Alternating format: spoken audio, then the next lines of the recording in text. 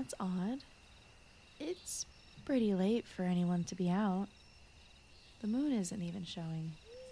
Everything's so dark, and yet you're here. Oh, I didn't mean to startle you. I'm just curious. We're quite deep into the woods, you know. It's a bit weird for you to be wandering, unless you're lost. Me? That's a little different. I live here. In fact, you've kinda stumbled into my domain. I guess you humans would call it my home. You probably didn't even notice when you passed the threshold. I don't think many humans would. Of course I'm calling you a human. You look very human to me. Are you perhaps a spirit instead? Oh, I guess I didn't make it very obvious. Sorry. You can't even see me in the light. Here. Is that better? That's good. You see me then? That I'm not like you. A human. My ears, my tail, they're real, I promise. You look pretty stunned. Never seen a fox spirit before? Or is it the wisps? They do look beautiful at night. Firelight is so harsh and so difficult to maintain. Just give these little guys a few head scritches and they will glow for hours. Hey, are you feeling alright? You've just been standing there since I showed up. Maybe you're not as familiar with my kind as I thought. Are humans really not accustomed to spirits anymore? Well, I'm a fox spirit. Like a kitsune. Sure, I suppose. I can't say that I've heard that term before, but if that's what allows you to understand what I am, then I am a kitsune. These are my woods that I am the guardian of. Though I haven't really had to protect them. Ever, really. I inherited these grounds from my grandmother about 50 years ago. But by then they'd been abandoned by humans. All that's left is this clearing and the little path that leads back to the outside world. Oh, I am rambling. Sorry. There's just not been much chance to talk to anyone lately. I'm still curious as to why I found you so far from everything else. There isn't a single thing here that a still living human has witnessed. That makes you pretty special, I think. Insomnia? This isn't a word I've heard before. I'm sorry.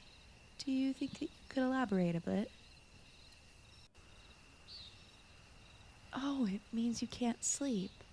So you went for a walk. It's so late, though. The sun went down such a long time ago. I'm not too familiar with the latest human customs, but I was under the impression that your kind was diurnal.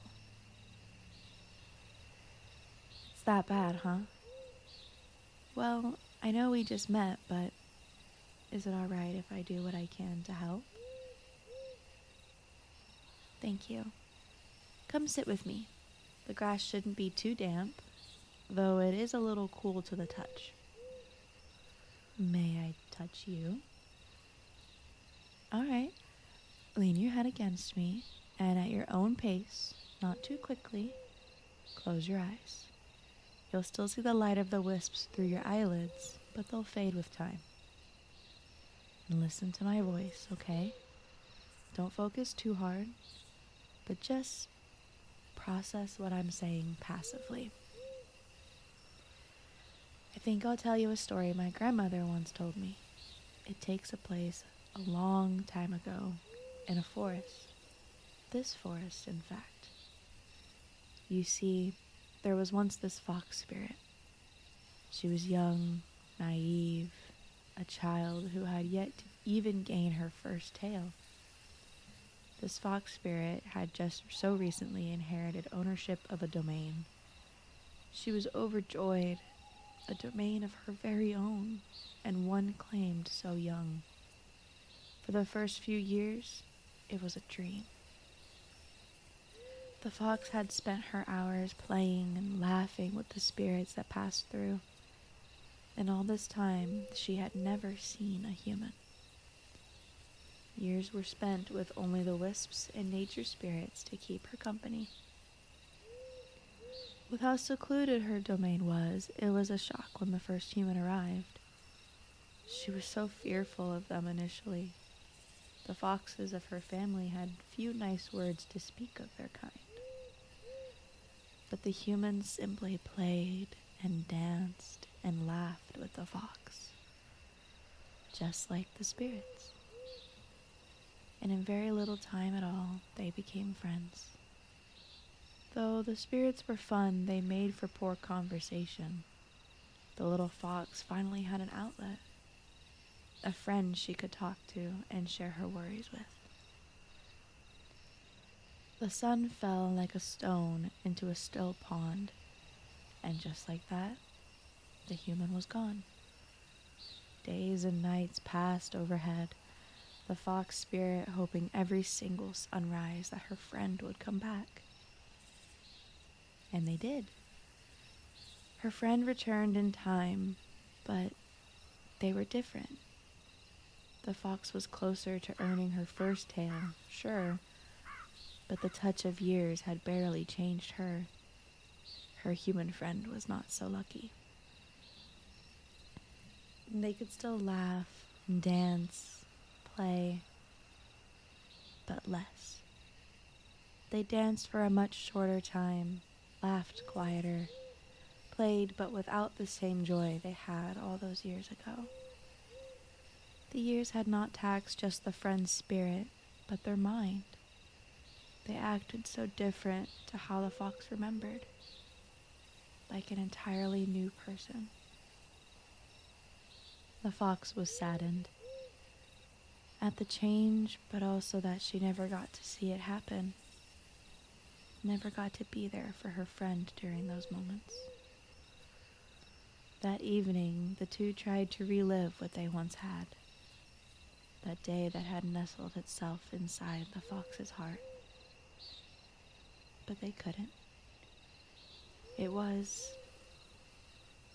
It couldn't be done. So the human left.